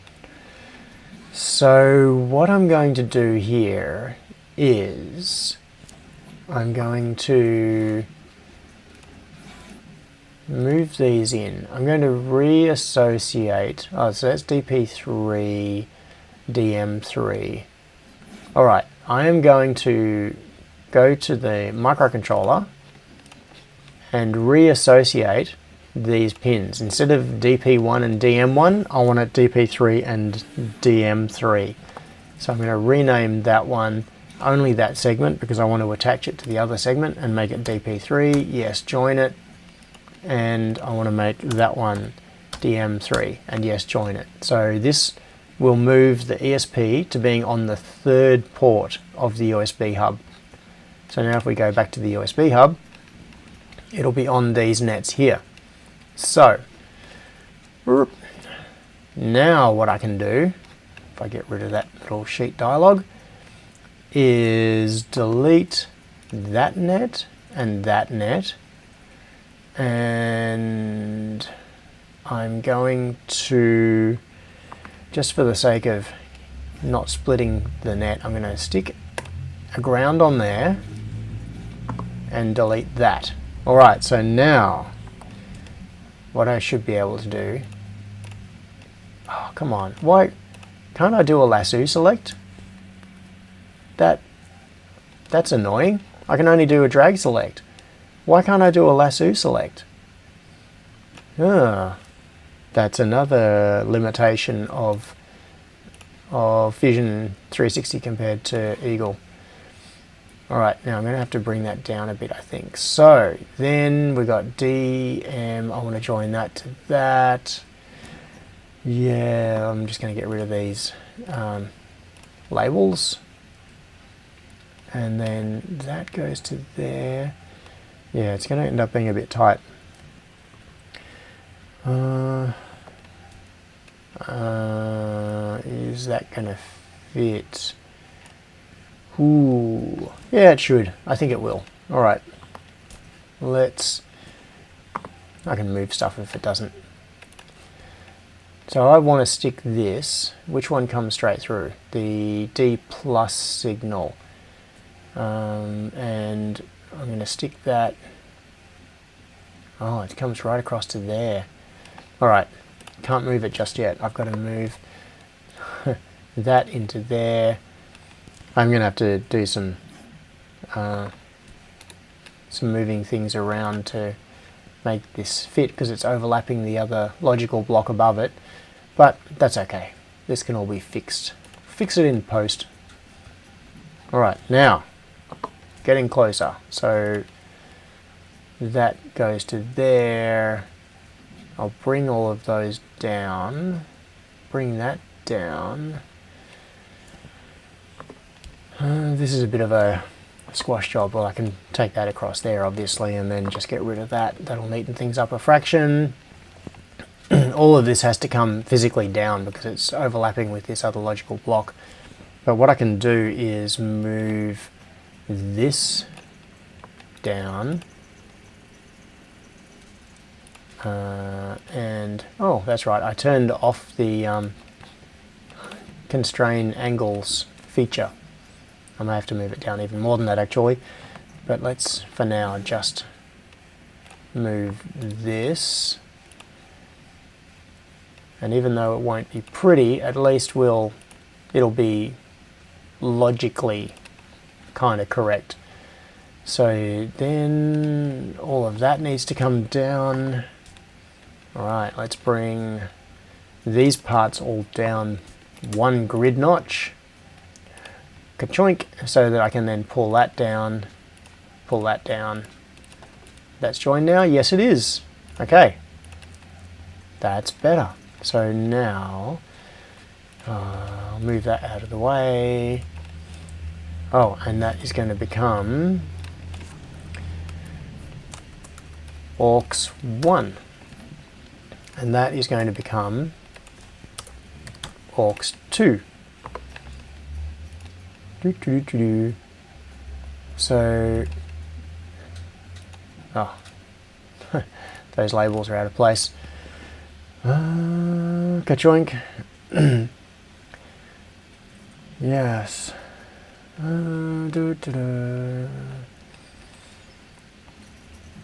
It's looking better now anyway. Alright, I'm just going to stick a couple of stub nets coming off here and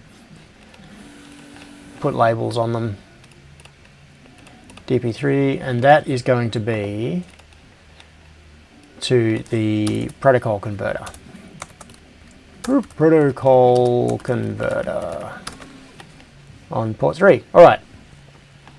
Not quite neat yet in terms of all of its spacing. I can pull all of these down, make a bit more room up here. That can all get better. But logically now at least that should be kind of what it should be. So now if I come back to here, I will be able to see, if I move that, that one can come down to there. Where's the other 30 ohm? There it is. That one can come down to there. And now we have ourselves a nice little grid coming off the bottom side of the USB hub, which is the 2 ports. And in fact, I'm just thinking about moving these slightly apart. Not that it really matters. I think I will. I'm going to move them by, I'm going to move these left by 1 millimeter, which actually makes it nicely symmetrical too. So we've got the center of the chip here, right coming down through the gap. So we've got a block of parts for the first USB port, a block of parts for the second USB port.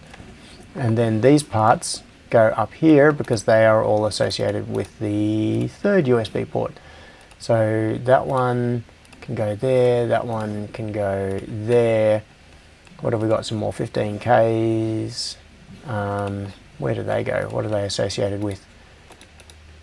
That one? Maybe? Yep, looks like it. So same sort of thing, except that it's coming out horizontally instead of vertically. So we've got the 22 picofarads. Let's move these ones together because that is a logical block. And then we don't have 30. Where does that one go? Why do we have other 30 ohm resistors? Ah, no. I thought that we should only have 4. Why do we have more 30 ohm resistors? What's going on in the schematic? So we've got 30 ohm resistors on those lines. We don't have it for the internal. Oh, we do have it for the upstream connection. Okay, so upstream. Where are you? So that is 30R on the upstream connection. Alright, so the upstream connection must be over here somewhere. That and that. Where are the pins for the upstream connection? Is it there? So we've got, what I'm looking for are, what are they even called? DP0 and DM0. Yes, that's what we care about. Okay. Oh, come on. Why does it let me temporarily select and then it just deselects it? That is annoying. Alright. Then 30 ohm on there. Alright, so that is a similar logical block to what we had on the other side. So then we've got 22 picofarad. Get this 1 microfarad out of the way. That'll be a power. Where am I? 15k. No. Where? Oh, where does that one go? That's associated with that net. Let's just rat's nest and then rip it up. Oh, that one. Is that meant to be there? No. Oh, that's reset. Why? That's the wrong 15k resistor. That's one that hangs off the reset pin. So that is not the one I want. Where is it? Where did that other resistor go? Maybe hanging over here? Nope. These are the 5k ones that go on. Well, while I'm doing this, let's grab the USB-C connector. Move it around here, get that power connector out of the way, and just hang it in there. Alright, so I am missing, I need to find the other 15k. That's not it. This one is not it. This is the one associated with the reset line. So where is that 15k resistor hanging out? No, that's right, it's not those. Not there. That's a 100 nanofarad cap. That's not it.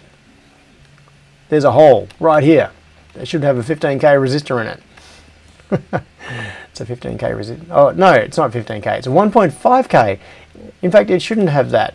I was mistaken because these are misleading me. Oh no, I should have two 15ks and two 22 picofarads.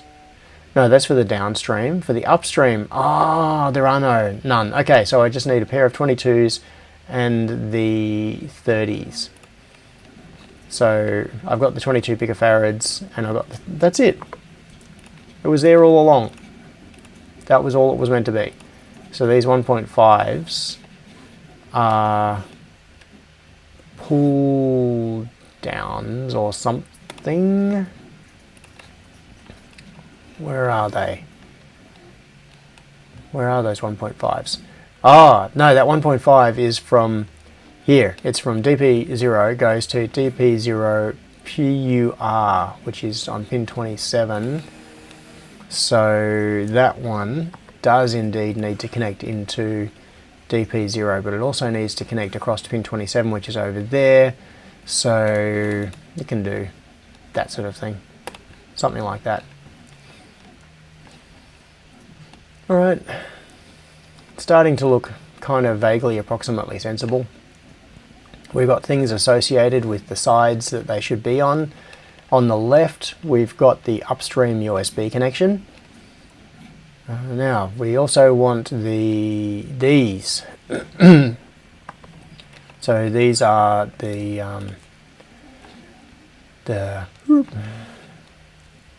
5K1 resistors that are used for oh, come on.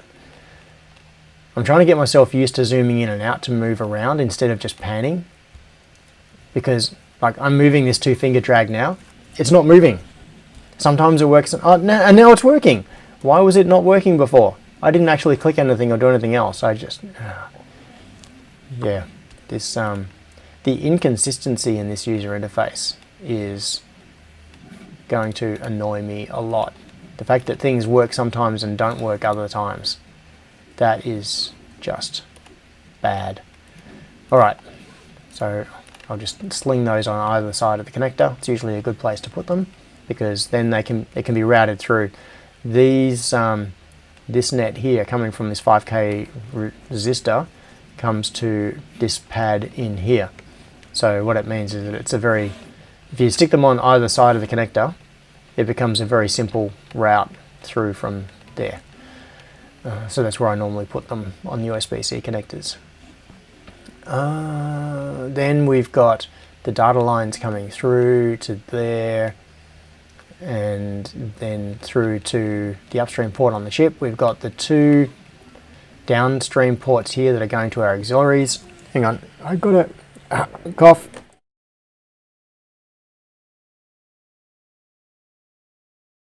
Oh, excuse me. Oh, cable tie says selected on the schematic. Yep. It turns out that I did not need it after all.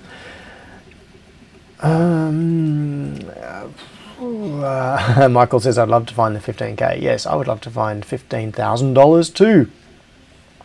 Alright, so we have the 2 downstream connections here. Signals coming out of the chip straight into these filter networks, and then to the connectors. So that's quite neat. We have port 3 coming off on the right side of the chip here. So we've got DM3 and DP3 going through this little filter network, coming to the ESP32. Alright, so I haven't actually done any routing. All of this has just been shuffling parts, moving them into place. But at this stage of the game, this is the game. It's just minimizing all of the trace lengths and getting things into logical order, so that the actual routing is relatively quick. It doesn't take long at all. It's just click, click, click, click, because if the air wires are all going to the right places already, it should be very obvious. So a bit of effort here in terms of moving things around and putting them into connections that are associated with each other is worth it. Alright, what am I going to do? Do I move that up a bit closer? I'm just wondering if it's time to route a few of these tracks. I mean, some of these are obvious, I could just route them and then they're going to stay as a block anyway. No, I do not need 0.8mm traces. So let's just do some basic routing of a couple of these, because I'm going to move these as blocks anyway. They're going to stay connected to each other. Like, their relative positions will stay the same even if I move that block around. Now, what is going on over here? So we've got D plus and D minus. I've got both the grounds pointing up. I should probably spin that, I think, is the logical way to do this, so that the grounds are on the outsides. And I can see that there are quite a few 3.3 volt connections that I'm going to need to bring in here. So I'm going to have to route power around under this chip. So that's probably a reasonable thing to do at this point. Let's just do some, a lot of the signals are just going to fan straight out. The power is going to have to be routed through underneath, and probably with a few wires there. So let's just do a little bit of jumping around under the chip. 3.3 volts. Oh yeah, let's go for a finer grid. just take it down to 0.5 millimeter. That'll do. And oh, there's a 3.3 volt there, and that one goes to there. So lots of bridging between. Well, I thought I saw another one. There it is. Yeah, that'll do. Yeah, that'll do. Just as a starting point. So we'll get the there. Yeah. Yeah.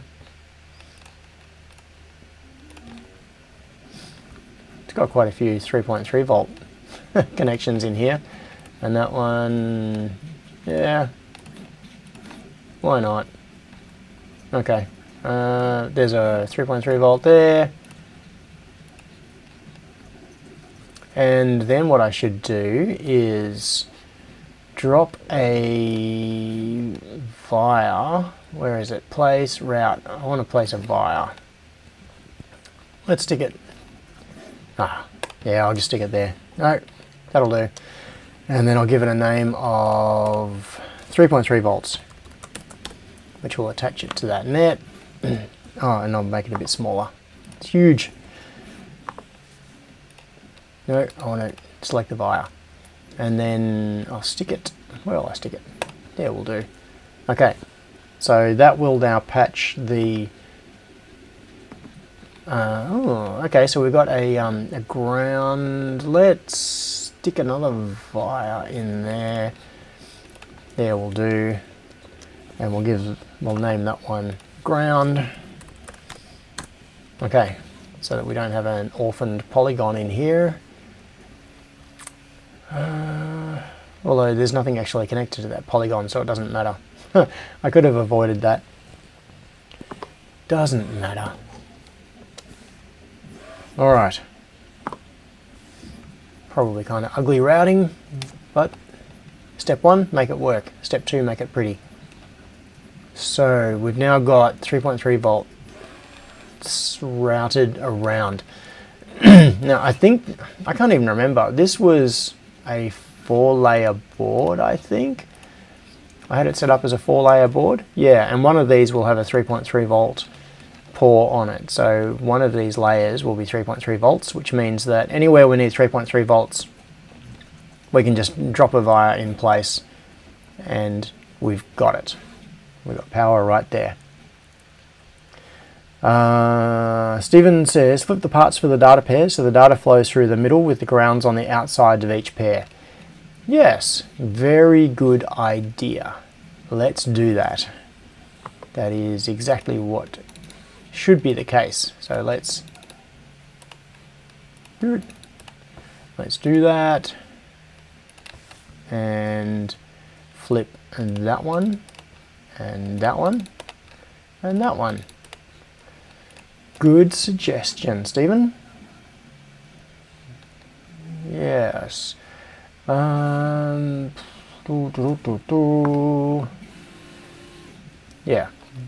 So that was already the case here.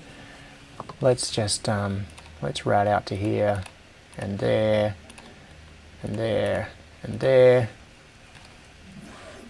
And it's already the case up here as well, so I'll move that up to...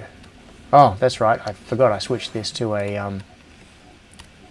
0.5 grid. So I'll just move that there and there. And then we can route that to there. Route that to there. There and there. Okay. So, well, these could be rotated because the signal path goes straight through it. I really could do this.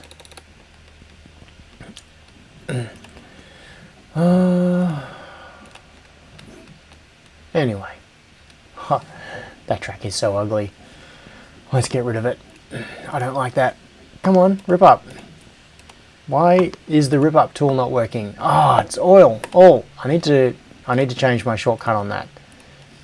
How do I do a if I select this, if I go rip up object, does that work? No. What I need is a shortcut to be able to select the rip up tool with object selected instead of all by default. There's probably a way to do that. Alright, and we'll just fix that again. Now, oh yeah, and there are the poly fuses, so let's just move those near the parts they're associated with, near the connector. Now, where is that going to go? Somewhere around there, and that one's going to go somewhere around there, like that. And what is this doing? I don't know what this cap is doing. Sitting out there having a picnic all by itself. What is that cap? What is with Fusion Zoom? Oh, what? What? Okay, that cap is C16. So where is C16 in here? Say show C16. Where? Where is it? I want my cursor to jump to it when I do that. Oh, there it is. It is on the EE data connection. Okay, so I want it somewhere near pin 6. So that we want somewhere near pin 6 on, oh come on, you stupid zoom. Stop jumping around like a crazy thing. There's pin 6, somewhere around there. So that is the T USB and move. Oh, there's a rendering artifact. That's kind of ugly. Alright, so now if I route out of pin 6, I can take it to there. Do we still get a ground pour through to the ground there? Yes, we do. Those thermal reliefs are pretty aggressive. Doesn't leave a whole lot of copper going to the track. That'll be configurable in the design rules.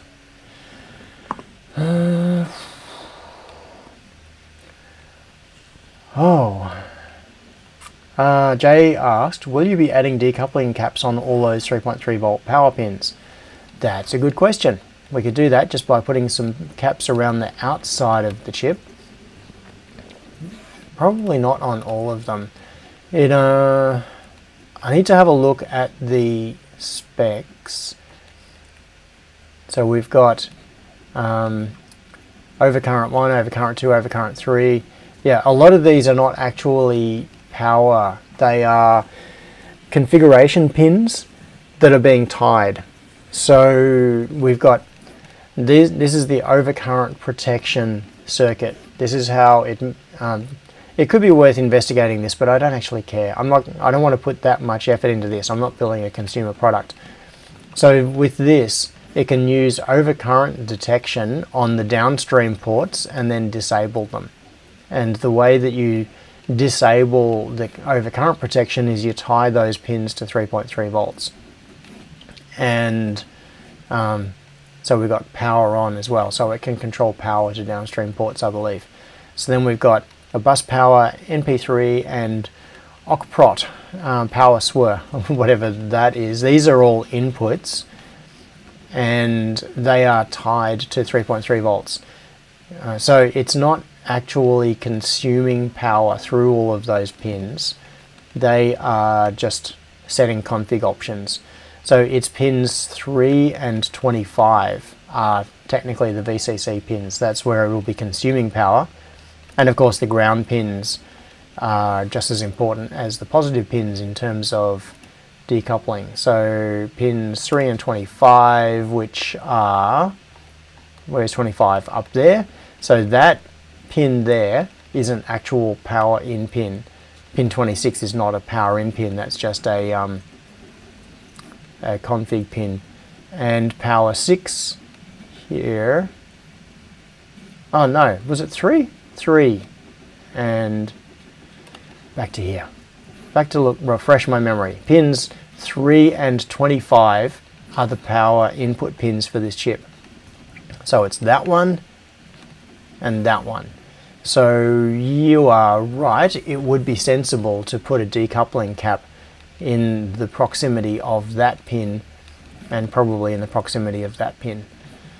So yeah, cool. Oh, okay, so Jay says, I thought those were power. Section 10.1 spec sheet talks about decoupling.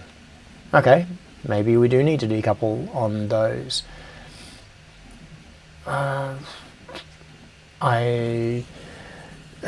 Okay, so I've got to admit that I've been very lazy this time because what I've done here is basically cribbed this circuit from a project I did a few years ago.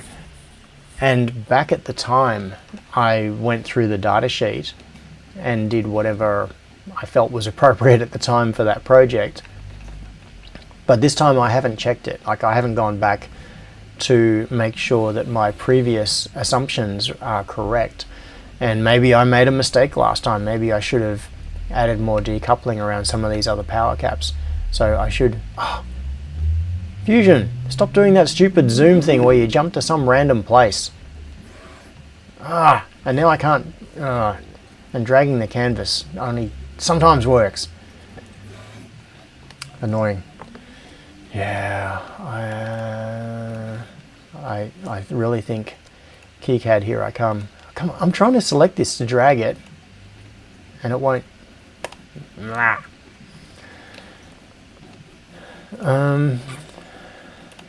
What was I saying? I don't know. And that is probably partly because it is overtime and I'm tired. Alright, so there's my power. Let's clean up a little bit around here and then leave for next time. I'm just going to bring some stuff down to keep the canvas a little bit smaller so that we can see more on the screen at a time. Yeah, that'll do.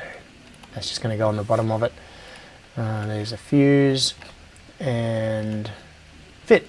Alright, get rid of that tool and save. So, what do we have? Well, we've still got some mess around here that we need to clean up. This is the 3.3 volt regulator, and this is just hanging over from that previous project. So I need to clean that up and put it in proximity of this. And I need to pull these major blocks off the board and start plonking connectors down in places that seem to make sense. And then everything else will sort of juggle around that. Chip, you heard my stomach. Yes. Chip says, apparently Jono's tummy is rumbling. Yeah. Okay, so there are a couple of things to do. I'm going to add notes to myself in here based on that suggestion. So Jay pointed out that I should check 10.1 of the datasheet for the USB chip to... Do I have a to-do anywhere in here? I had a to-do at some point. Where is... Oh, go away. I don't like that tab layout. Alright. Let's make ourselves a little to-do. No-do? No, it's a to-do, not a no-do. To-do, check section 10.1 for USB decoupling. I want to add PFET protection on upstream VUSB. And what else do we need to look at next time? Ideas, please. Suggestions. What am I forgetting? There's... let's turn this into a bullet list. Wagonload says, I have mouse button problems too. Oh, Stephen says, my mouse has developed a dodgy left button, so it randomly double clicks when you do a single click. So annoying. Yeah. Ah, Gerald says, you had it to do, but I think you ended up doing all the things. Yes, the things that I had previously. Oh, yes, so I need to match up nets to ESP32 because I've currently still left them floating. You can just sort of see down on the right here. What else is there? Let's make that more obvious. 106. Why is... yeah. Let's make it a bigger to-do list. Move all cable connections to the outside edge. Yes. I suppose that's a to-do. I didn't actually bother putting that in the list because that's just the next part of laying out the board. But let's put that on the list. Place connectors in logical places. Place connectors on board edge. That'll do. So I need to think about this. I haven't considered putting this into an existing off-the-shelf case, which is one of the approaches. I was thinking of just 3D printing a case to put it in, which means that we're not restricted in terms of dimensions or mounting holes or anything like that. It can just be whatever shape and size we think is appropriate. And I need to think about the cable routing, like power and USB, different devices being plugged in. For example, do I want the upstream USB to be on the same side as the downstream USB connections? Or do I want upstream USB and power on one side and then the downstream USB connections on the other? You know, those sorts of considerations. And where is the CAN bus connector going to be? Does that go on the same side as the two downstream USB connections, or does it go on the upstream side? That's going to be a case of going into the board layout and moving everything else out of the way and just grabbing the connectors and moving them around into a logical layout where things go where we want them to be. Michael says he has to depart and tells me to go to lunch. Yes. Keith says board layers. I'm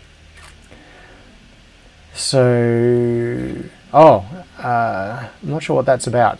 Maybe checking what the board layers are. It's a 4-layer board. 3 layers of ground, 1 layer is 3.3 volts. That's how it currently is. Wagon Loads asked a very good question, which is how much space do you need between the output USB ports? Are they cable only, or would they ever be something wider than a cable? That is an excellent point, because I use an HDMI to USB capture device on one of the cameras, on the top camera, and it's one of those FPGA based dongles. It's physically quite large, and that could plug straight into the USB port, but only if there was space alongside it. At the moment I have little extension USB cables, so it's just a USB cable going to the HDMI capture dongle, but the dongle could go directly into this. That would mean putting these USB ports further apart. You are absolutely right. So I'm going to put that, Wagon Loads, thank you, I'm going to put that in the to-do thing here. Something to consider. In fact, I'm going to say, consider HDMI to USB plugged in. Clearance. Okay. So I will think about that. I think what I will do is just have cables plugged in and not have the dongle plugged in directly, because that could end up putting strain on the connectors as well. But that is definitely a consideration. Okay. Now, I am hungry, and many other people are hungry as well. Ah yes, Keith H. 5 volt power output needs. Is 2 amps enough now? Is 10 watts enough? Yeah, okay. So that is something else to do, is find, I don't want to be doing more than 2 amps through the 5 volt rail, because we're only going to have 2 downstream things plugged in. only one of them will be a camera, and the other will be something like a feeder controller that has its own power source anyway, so it's just data on USB. Okay, so find inductor with 2 amp plus rating. Okay, so that is something else to do. Okay, I think that's probably a good place to leave it for now. It is now 17 minutes past the 2-hour mark. Yeah, save. Okay. So we still got some more tweaking to do on the schematic. We got a couple of major subsections of the PCB in reasonable shape. So the 5-volt regulator, that's easy. That's all routed. We've got basic part placement for the USB hub. So we've got the parts not in final placement. They might move around a little bit, like these might move a little bit, these might move a little bit, but we've got them basically aligned where they need to be on the correct sides of the chip. We've got the ports here, and so there's just a bit of cleanup to do next time to move the USB. This is the CAN bus rather. I'll move the CAN bus off somewhere else, and that can be its own little self-contained block, and then we can start putting connectors in different places and see what makes sense. Alright, I think that's going to be it for now. I think that's going to be it. I feel like I need to lie down on the floor and have a little nap after this. Alright. Keith H says diode on 5-volt input side. On the 5-volt input side, do you mean on the USB connector? So we've got, I'm on the wrong sheet here. Sheets. I don't like that I have to open that dialog every time to change sheets. That's annoying. So this, we've got 5 volts coming in here from the upstream USB port. There is a fuse on it. There is no diode. You are correct. That goes straight to the 5-volt rail. But that is going to be taken care of by this, adding PFET protection on upstream VUSB. So effectively what that's doing is using a P MOSFET as a near ideal diode, because we don't want voltage drop. If we just put even something like a Schottky diode, it's going to have a few tenths of a volt drop on that. So if we bring 5 volts in from the upstream connection and then we pass it through a diode, we're going to lose a bit. So using a PFET for that minimizes the voltage drop that's coming through. Yes. Okay. Oh, yes. Chip had the reminder. Said, go feed that tummy. See you at the barbecue next week. Yes. I forgot to mention, next week, amazingly, is barbecue week again already. This seems to come around so frequently. So if you want to come along to the Super Lab next Sunday to the barbecue, please jump on Discord and all the details will be posted there.